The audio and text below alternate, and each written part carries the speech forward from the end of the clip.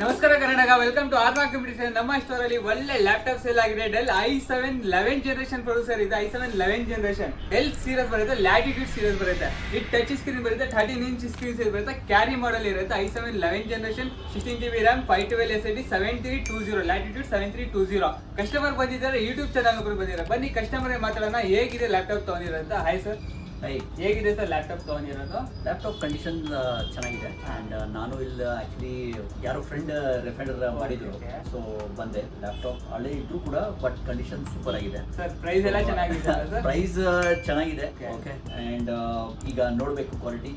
ಒಂದು 10 days use ಮಾಡಿದ್ರೆ ಗೊತ್ತಾಗ್ಬಿಡುತ್ತೆ ಅಷ್ಟೇ. Okay, so I am hoping that will be good. Thank you.